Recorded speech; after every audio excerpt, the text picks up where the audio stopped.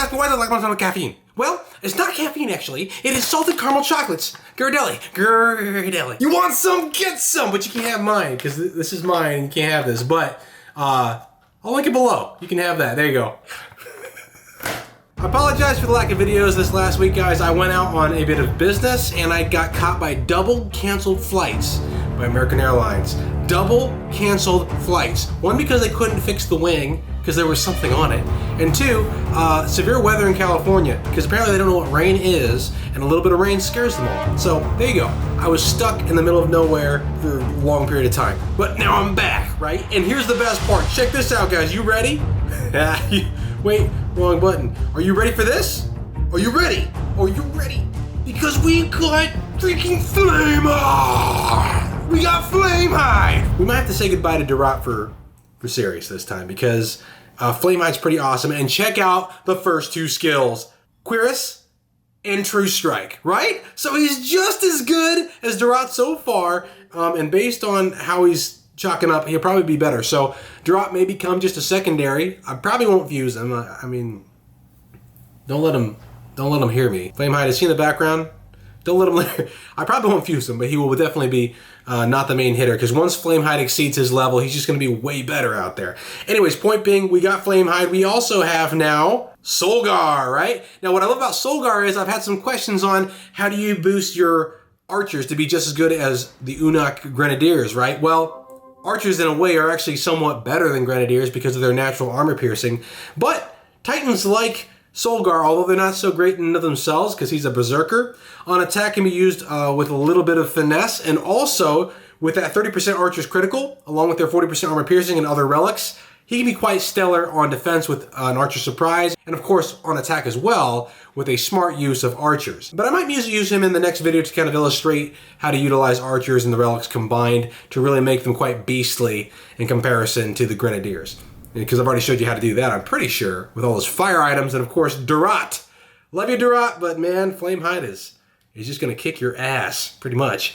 All right, now check this out. This is the second time that I've done this in less than a month, so I'm pretty sure it's gonna be kind of a recurring thing. And because of this, it's important now for me to put it out there for those of you who don't see this, because this is so unfair if you don't know about this. After our big old promotion, right, the ICE event, all of a sudden now we have the Spoils of War. Once again, Spoils of War. Now yes, Spoils of War is awesome because you're getting, every battle 3 spoils, a bunch of relics. But if you didn't realize this, go hit up those arenas and monuments because you get Spoils of War on arenas. And arenas only drop one thing, Titans. They drop Titans. So check it out. I just got a brand new Flame Hide, right? So we got to level them up. Let's jump into a level 2 arena here. We're going to drop in Flame Hide. Not Solgar. Get out of here, Solgar. We don't care about you anymore. Venom Tusk, you're going to have to go second. Well, actually, the Venom Tusk is pretty good. We might as well see what we can get for a third skill here. I'm going to load up some Grenadiers because I got a buttload of those. Let's put on some Rage. Good enough. Random. Level 25 reinforcements. God bless Random whatever his name was. I think his his name was actually Null. Sea salt caramel with dark chocolate. You can't beat that. I mean, I know so many people think you can beat that, but you just cannot beat that. All right, here we go. So we are attacking. This is going to fall. This is going to be easy. Flame Hide may not make it through the battle, but that really doesn't matter. We're just going to send him straight ahead. And then we're just going to go, all right, Unak, charge ahead. That's right. I always forget about that. They got this little flanking thing. But honestly, with how low level this particular arena is, it really doesn't matter. In fact, I might even fast forward this. There's really no reason for you guys to watch me just rake up a low-level arena. But check it out. You go into these arenas, piece of cake, you already have 3 drops. We know the drops are going to be Titans, most likely 1-stars. Who cares, though? The 1-stars are very valuable for unlocking the first 2 skills, as we talked about in the earlier Titan Fusion video, right? But there we go. Boom. Boom. Yeah, okay, so 3 1-stars. And this will replicate the entire day. Just take all your portal stones. Hopefully you saved a couple hundred from the promotional, which I did. I have some saved up. So I can go through all these no problem, and you can get through them at least twice, depending on how you want to roll with the refresh rates on these arenas. So let's do it again. just to kind of prove my point. Boom, sure, why not? Take a level 6 Titan straight into the lion's den here, because my troops are powerful enough to take care of them. It's gonna be fine. Boom, boom, boom, boom, boom. Boom, boom, boom. I shouldn't even load those reinforcements. Those things are phenomenal. That's a great way to attack a high-level player. Level 25 troops. I'm just not quite there yet. I don't have level 25 troops yet. It's unfortunate. All right, we'll go auto here. I believe this is the one, if I recall, that actually spawns at the very end. The Titan. So we'll start. We'll just keep moving everyone up. I believe the Titan's going to spawn behind me, but honestly, he's not that strong of a Titan. So this is what's nice about Berserkers and Infiltrators. They're just a little bit faster than these slow champions and paladins. But they just don't have the hell. They don't have the grit. They can't stay alive. Ambush! Oh my goodness! Oh my god! Oh, Flamehide is down! Pork chop sandwiches! Pork chop sandwiches!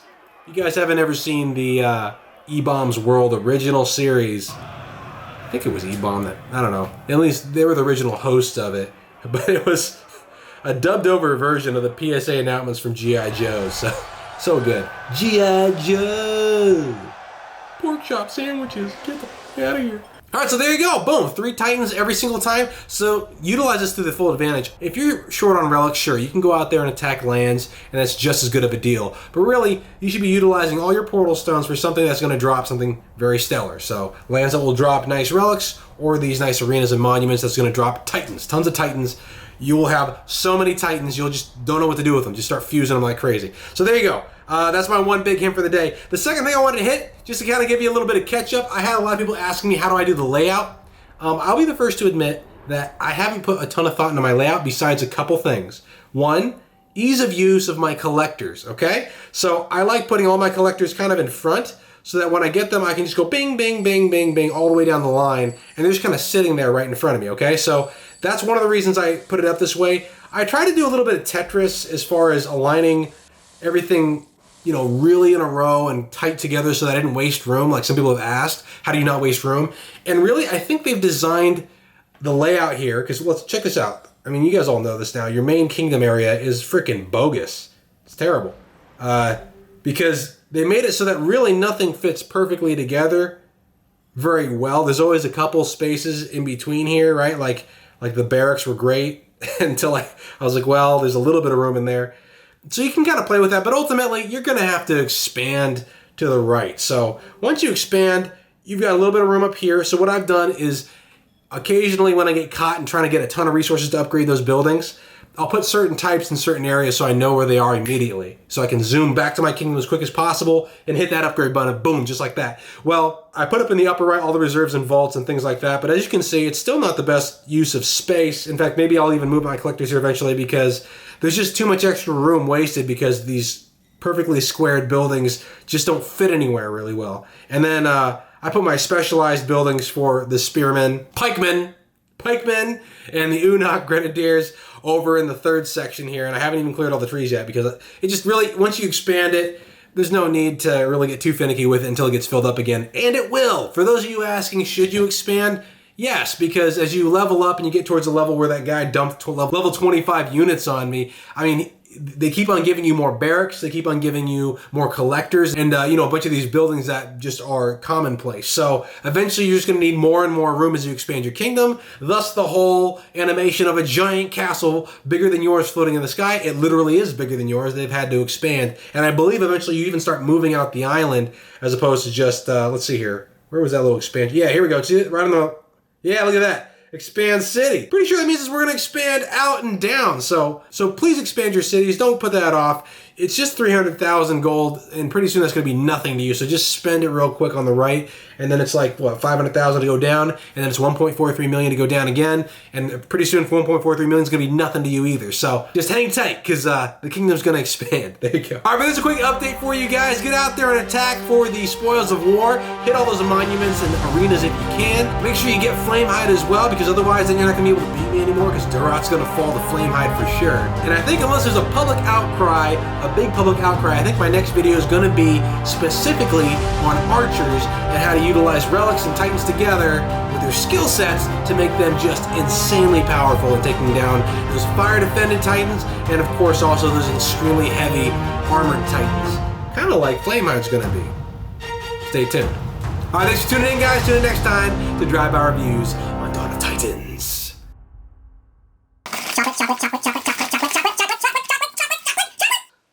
Chocolate. That sounds really weird when you say it a lot of times. Really fast. Chocolate.